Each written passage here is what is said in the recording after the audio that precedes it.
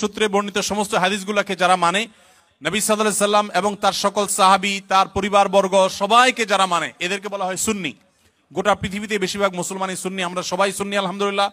বেশিরভাগ বাংলাদেশি, বেশিরভাগ পাকিস্তানি, ভারতীয়, সাবকন্টিনেন্ট, আরব, পৃথিবীতে বেশিরভাগ মানুষই আলহামদুলিল্লাহ সুন্নি মুসলমান।